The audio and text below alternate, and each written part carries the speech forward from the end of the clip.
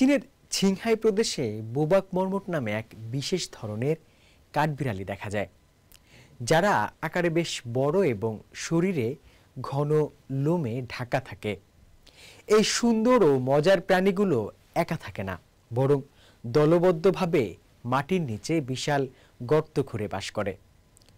পরিবেশের জন্য এরা অত্যন্ত উপকারী বন্ধু।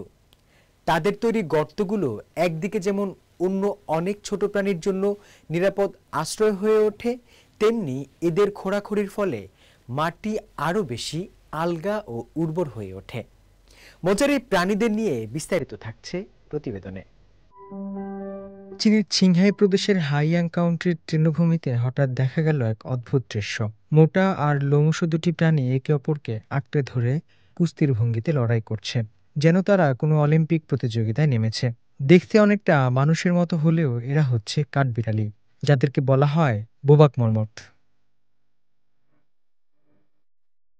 বোবাক মর্মট হলো এমন এক ধরনের স্থল কাঠবিড়ালি যারা প্রধানত ইউরেশিয়া অঞ্চলের বিস্তীর্ণ তৃণভূমিতে বাস করে।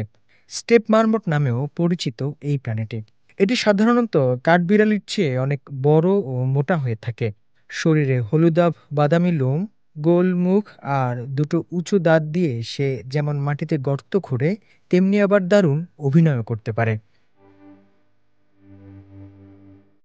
বোবাক মার্মটরা দলবদ্ধভাবে বাস করে।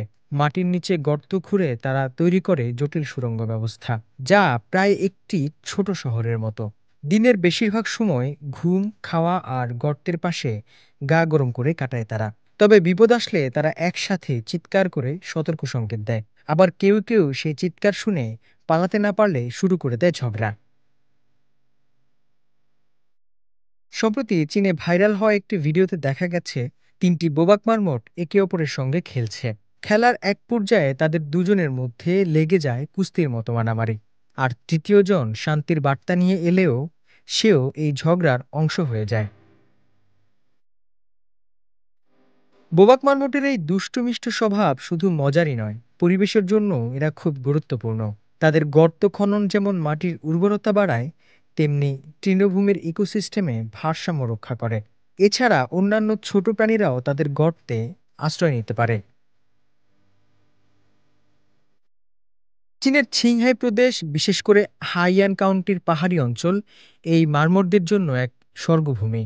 বিস্তীর্ণ তৃণভূমি, ঠান্ডা আবহাওয়া আর প্রাকৃতিক পরিবেশ বোবাক মার্মটদের জন্য একটি আদর্শ ঠিকানা।